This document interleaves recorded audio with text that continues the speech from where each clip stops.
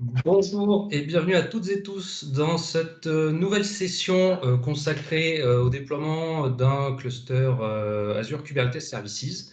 Aujourd'hui, on va vous parler plus spécifiquement d'un sujet lié à la sécurité et notamment à l'identité, puisqu'on va vous expliquer comment vous pouvez utiliser des identités managées Azure au sein de pods à déployer afin que souvent les développeurs n'aient pas à se préoccuper en fait de cette tâche et se concentrent sur leurs travaux de développement. Et donc pour ce faire, j'ai toujours le plaisir de co-animer cette série avec Mathieu. Hello Florent. Et donc on va regarder ça ensemble dans les minutes qui viennent. Alors Mathieu, peut-être juste en préambule, est-ce que peut-être tu peux nous expliquer un peu les concepts, comment fonctionne en fait cette notion d'identité managée pour les pods? Tout à fait Florent. Ce qu'il faut savoir, c'est que dans un monde Kubernetes, par défaut, lorsqu'on souhaite provisionner, donner accès à un développeur dans un conteneur, un secret, généralement, on avait tendance à le créer à l'intérieur de notre Helm chart. D'accord? On allait chercher, on fournissait une variable d'environnement qui était sécurisée et qui contenait une valeur qui était stockée et chiffrée sur notre cluster Kubernetes. Euh, c'est vrai que cette fonctionnalité est plutôt intéressante, mais elle implique de devoir gérer et d'aller manager quelque part ses secrets, d'aller faire de la protection sur ces secrets, vérifier qui y a accès. Et donc du coup, pour pouvoir faire ça de manière plus managée, aujourd'hui dans Azure, on utilise la possibilité d'utiliser ce qu'on appelle des identités managées, c'est-à-dire l'identité du service qui fait tourner notre service Azure, que ce soit une machine virtuelle, que ce soit une web app, ou même, c'est ce qu'on va détailler aujourd'hui, un conteneur Kubernetes, pouvoir impersonnifier une identité dans Azure pour aller chercher de l'information. Et donc ce principe-là est extrêmement intéressant puisque du coup, on passe d'un principe où c'est une information que l'on a qui nous permet d'aller se connecter à une ressource à quelque chose que l'on est. En fait, c'est le fait d'être dans une ressource, d'être hébergé dans Azure avec les configurations qui va nous permettre d'aller accéder à des ressources dans Azure. Donc aujourd'hui, le scénario qu'on a choisi, c'était de vous démontrer comment est-ce qu'on était capable, à partir d'un pod dans Azure, d'être en capacité d'aller chercher un secret qui serait stocké sur un Key Vault. Mais on pourrait tout à fait, si notre objectif était d'aller se connecter à une base de données, pouvoir aller requêter directement le control plane Azure pour aller chercher la connection string de cette base de données et aller s'y connecter en direct. Donc ça a vraiment un côté intéressant, c'est qu'on n'a plus besoin de connecter, de stocker le mot de passe ou la connection string qui permet d'aller se connecter à cette base de données, mais au contraire, de pouvoir aller directement interroger le control plane Azure pour lui dire, vu que je suis hébergé dans Azure et qu'on m'a donné les bonnes permissions, j'ai le droit d'aller lire cette connection string pour pouvoir ensuite aller me connecter à cette base de données. Et donc, d'un point de vue Kubernetes, comment est-ce que ça va marcher?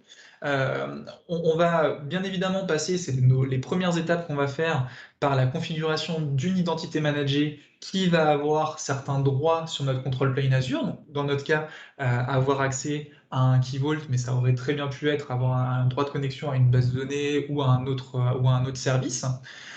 Et une fois qu'on a configuré cette identité managée, on va aller, dans un premier temps, la lier, la configurer au niveau de notre cluster Kubernetes. On va dire, ben voilà, je vais créer, c'est cette fameuse première étape, une liaison entre une identité managée et un pod ou un ensemble de pods sur mon cluster Kubernetes. Dans le monde Kubernetes, on aime bien utiliser les namespaces pour pouvoir faire de la ségrégation de droits. Et ben, du coup, on peut lier cette identité managée à un namespace dans Kubernetes. Et une fois qu'on a fait cette liaison, on va aller déployer l'extension Pod Identity qui nous permet justement d'aller faire cette impersonnification et de faire en sorte que quand le pod va aller interroger le control plane Azure, le cluster Kubernetes puisse impersonnifier l'identité qui est configurée sur le pod et pouvoir aller faire cette demande au control plane Azure. Donc on va avoir cet agent à déployer. Et une fois qu'on a fait ça, ce qui est hyper intéressant, c'est que d'un point de vue développeur, le comportement est extrêmement simple, puisqu'on n'a plus du tout de mot de passe à aller gérer. Comme je disais tout à l'heure, on va vraiment aller attaquer le control plane Azure, lui demander un token, qui va nous permettre ensuite d'accéder à une ressource sur Azure pour pouvoir, par exemple, récupérer notre connection string base de données ou, dans notre cas, un secret dans un Key Vault. Donc du coup, voilà, d'un point de vue développeur, lui, il va accéder Control Plane Azure et ensuite directement accéder à la ressource souhaitée côté Kubernetes. Eh ben, merci pour cette introduction et la théorie. Je te propose qu'on regarde maintenant tout ça en pratique, comment on le déploie. Alors, première chose, on va d'abord commencer par en fait activer la fonctionnalité au niveau, donc, au niveau Azure, puisque à l'heure où on fait cet enregistrement, il faut savoir que cette fonctionnalité d'identité pour les pods est encore en preview. Donc en fait, on va tout simplement utiliser une commande qui est assez classique quand on veut faire l'activation de nouvelles fonctionnalités en preview, donc AZ feature show -name. On va regarder effectivement l'état de la fonctionnalité, donc Enable Pod Identity Preview. Et grâce en fait à cette fonctionnalité-là, avec ce type de commande, on va vérifier que cette fonctionnalité est bien en train de s'enregistrer. Et donc, on doit avoir à la fin le state register pour vérifier qu'on est prêt à utiliser cette feature. Une fois que la feature est enregistrée et donc disponible, on va aussi avoir besoin de mettre à jour en fait la command line Azure, tout simplement, et donc ajouter une extension à cette command line donc, qui va nous permettre de récupérer des fonctions, enfin des lignes de commande de type AKS Preview qui vont permettre justement de manipuler la fonctionnalité. Donc ça se fait tout simplement par la commande AZ extension add -name où vous activez l'extension AKS-preview. Et une fois que vous avez mis à jour votre CLI Azure et vos commandes AKS, vous allez pouvoir ici, donc on vous a listé au niveau en fait de la documentation, dans le cadre d'un cluster existant, donc c'est notre cas, on va pouvoir mettre à jour ce cluster pour qu'il puisse enfin donc supporter les identités managées. Donc ceci va se faire au travers effectivement des commandes AZ AKS update, et on vous a encadré ici l'option activée donc pour cette preview, donc enable pod identity. Une fois que ça c'est fait, on est bon sur les prérequis. On va pouvoir cette fois-ci commencer à configurer l'identité managée donc dont on va se servir par la suite pour en fait gérer les déploiements de nos différents pods qui contiendront les conteneurs et pouvoir leur binder cette identité. Donc la première chose qu'on vient faire, c'est déjà de créer en fait une identité managée de type user, puisqu'on va contrôler donc le cycle de vie de cette identité. Donc on vient ici dans la recherche des ressources, Azure crée une nouvelle ressource de type user assign manage identity. On clique sur créer. On va lui donner un nom, on va la mettre dans notre groupe de ressources habituel, une région. Donc on l'appelle ici AKS-pod-identity. On fait vérifier créer. Tout est bon au niveau de la validation de l'assistant. On peut passer à la création. Donc ça prend quelques secondes, c'est extrêmement rapide.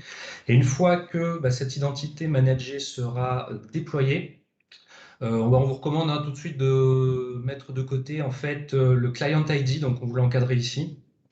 Donc cet ID-là du client qui représente en fait l'ID de l'identité, puisqu'on en aura besoin par la suite lorsque l'on va faire en fait l'association, le binding au niveau AKS entre l'identité managée qu'on va déclarer dans AKS et donc cette identité qui existe dans Azure AD. Donc le binding se fera évidemment notamment sur ce numéro de client ID. C'est intéressant de le récupérer là. On pourrait le récupérer par la suite autrement, mais c'est toujours bien de le noter au passage. Et même, on va en avoir besoin même juste après, lorsqu'on va vouloir configurer au niveau de notre Key Vault directement, puisque c'est la prochaine étape. Puisqu'on l'a dit, l'objectif, c'est que notre pod soit en mesure d'aller lire une information et lire un secret dans un Key Vault. Donc, on copie cette identité d'objet pour aller tout simplement au niveau d'un Key Vault qu'on a au préalable provisionné, aller configurer les access policies, comme on a l'habitude de le faire, et c'est pas la première fois qu'on l'a fait dans ce type de vidéo-là, donc avec la capacité de pouvoir récupérer les secrets et du coup de lier cette identité. Donc quelque part, là on a fait cette première étape de dire je crée une identité qui va avoir des droits spécifiques sur mon control plane Azure, d'accord? Donc c'est vraiment intéressant parce que c'est pas parce qu'on bind une identité que pour autant on a un champ comment dire, le champ libre sur ce qu'on va avoir le droit de faire sur le portail Azure, hein. On est toujours, le modèle Airback reste toujours présent, et avec la nécessité de pouvoir bien configurer l'ensemble des droits et limiter quelque part le champ d'action de nos pods sur Control Plane Azure. Donc là, on a créé notre identité et on lui a bien juste donné la capacité d'aller lire notre donnée sur notre Key Vault Azure.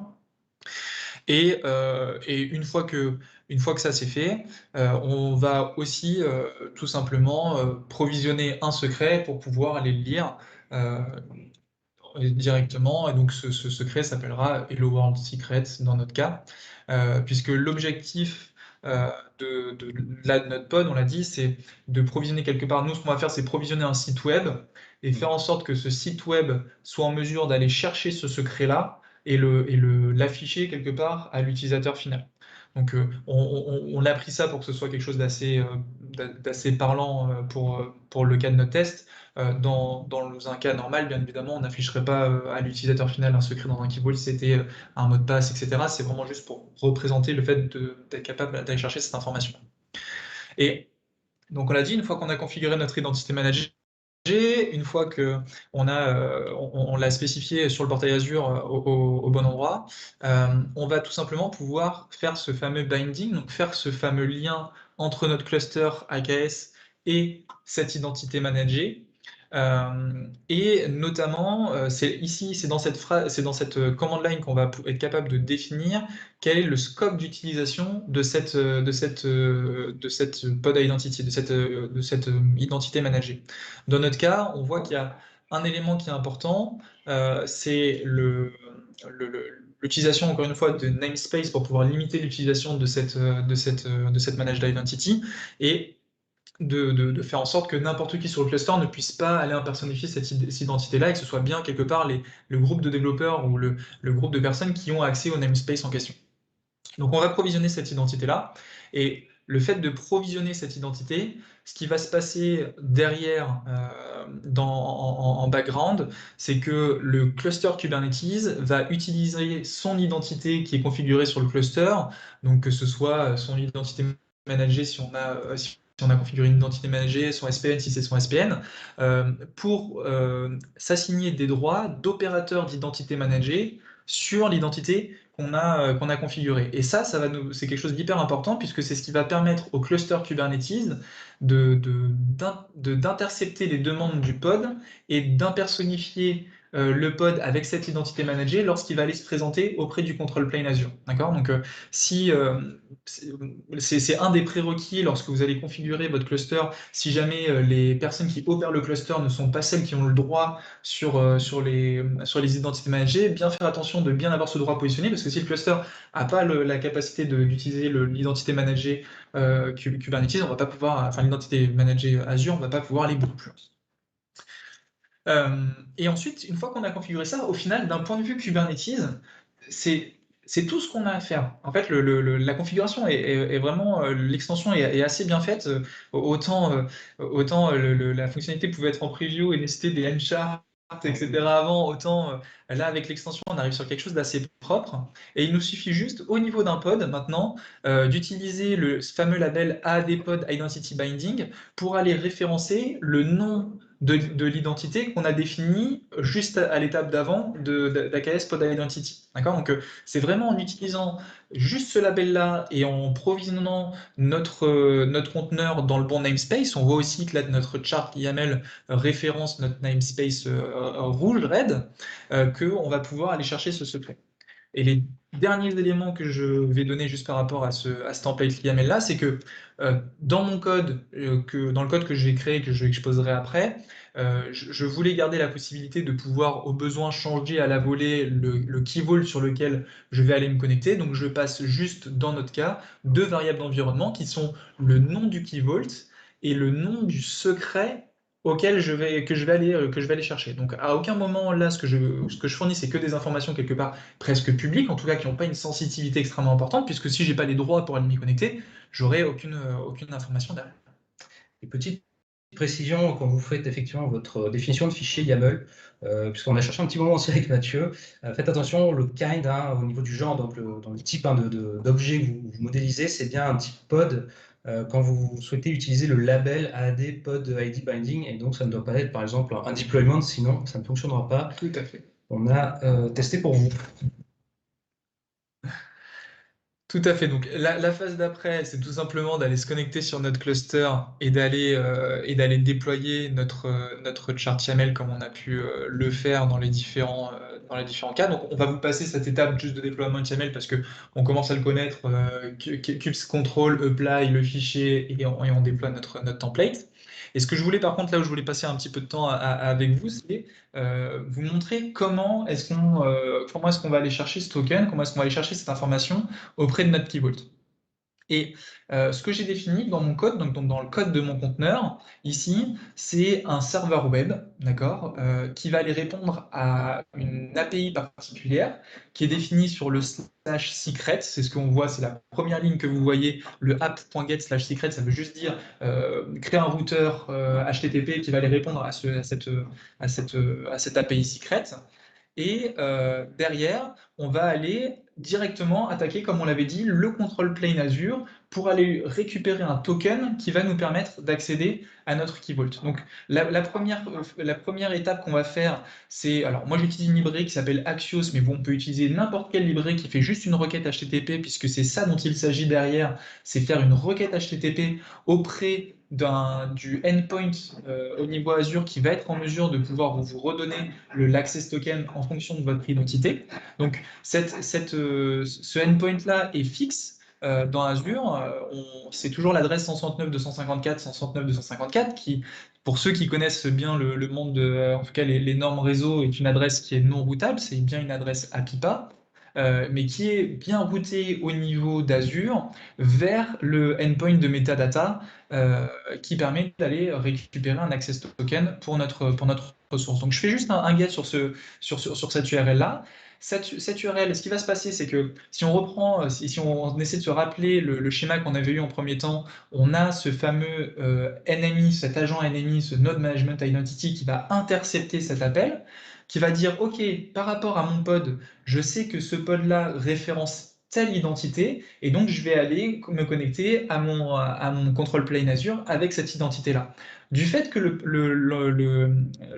l'extension NMI fasse ça, moi en tant que développeur, je vais juste recevoir une réponse HTTP qui va contenir mon access token. Donc c'est ce qu'on voit là dans ma réponse, metadata réponse.data.access token, si je récupère mon access token, et derrière, je peux tout simplement utiliser les API REST que fournit le control plane Azure en spécifiant en authentification mon access token, en autorisation mon access token, et ce qui me permet en fait quelque part d'aller m'authentifier auprès de la control plane Azure et derrière d'aller récupérer mes informations.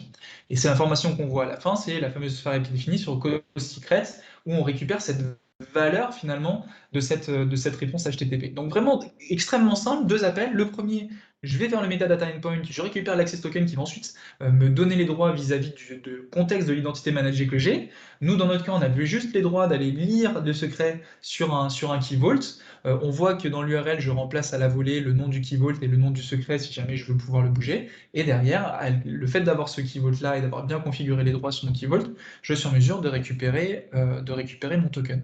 Ce qu'on voit, ce qui est très sympa ici, en tant que développeur, c'est qu'en effet, il n'y a pas à se préoccuper de toute la gestion de l'identité, de l'authentification.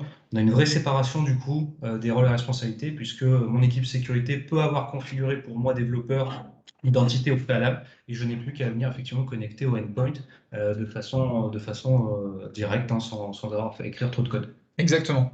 Et si on regarde le dernier point qu'on peut regarder, c'est directement au niveau du cluster Kubernetes. Donc, on peut regarder les logs de ce fameux composant NMI qui va aller intercepter les requêtes HTTP pour aller fournir la bonne identité auprès du control plane Azure. Et on voit sur la première des lignes que je vous ai encadrées qu'il a bien été en mesure de faire matcher le nom du pod qui s'appelait, donc dans le namespace red, et le nom du pod s'appelait dans mon cas Hello World, avec cette fameuse identité managée qu'on a pu configurer au préalable sur le cluster. Donc rien de magique, la requête HTTP a bien été interceptée, impersonnifiée, donnée au control plane Azure, et redonner derrière au développeur dans son code. Et au final, peut-être la dernière chose qu'on peut faire, c'est montrer le site, le résultat, mais au final, finalement, ce serait qu'une page web avec le secret d'afficher, puisque d'un point de vue utilisateur, enfin d'un point de vue code et développeur, c'est tout ce qu'on a à faire. Donc on a pu voir quelque part aujourd'hui et sur cette session comment est-ce qu'on était en mesure d'aller chercher des informations qui étaient confidentielles, des informations secrètes, sans jamais avoir eu besoin de se préoccuper, de se dire où est-ce que j'ai mis mon secret et est-ce que mon secret va expirer? Est-ce que je vais pas avoir une clé qui va être renouvelée et qu'il va falloir que je gère, etc. Là, avec les identités managées, on bénéficie de l'avantage de l'identité managée en tant que telle dans Azure, à savoir que les clés sont renouvelées automatiquement et qu'on ne se pose pas la question de savoir s'il faut renouveler cette clé-là d'un point de vue de sécurité. Et en même temps, en tant que développeur, la facilité de ne pas avoir à gérer ses secrets et de juste pouvoir utiliser le control plane Azure pour pouvoir aller récupérer les informations et aller me connecter aux ressources et faire mon travail que je sais faire après en tant que développeur. D'autant plus que les identités managées sont aujourd'hui supportées avec un nombre important de services et de façon croissante, hein, on supporte de plus en plus de services avec ces identités managées. Mathieu, merci écoute, pour toutes ces explications. Je pense que j'espère que c'était très clair. Enfin, ça a été pour moi en tout cas. Eh ben, écoutez, avec plaisir, Florent. Ce qu'on fera, c'est qu'on va mettre à disposition en même temps que la vidéo le code source que j'ai pu vous partager aujourd'hui. Donc, comme ça, si vous voulez refaire la démonstration chez vous, et vous avez en tout cas un exemple que vous pouvez aussi donner à vos développeurs. Alors, c'est mon exemple était du Node, hein, mais on l'a dit, c'est du simple des requêtes HTTP, donc c'est rien de compliqué. Ça se retransmet dans n'importe quel langage, n'importe quel framework, pour pouvoir derrière adapter et quelque part tous progresser en termes de sécurité, puisque si on n'a pas de mot de passe à gérer, on est tous gagnants. Voilà. Et puis si vous avez des questions, n'hésitez pas aussi à les poser en commentaire. On y répondra avec grand plaisir. Merci Florent. Merci Mathieu et merci de nous avoir suivis. Puis on vous donne rendez-vous pour de prochaines sessions. À bientôt.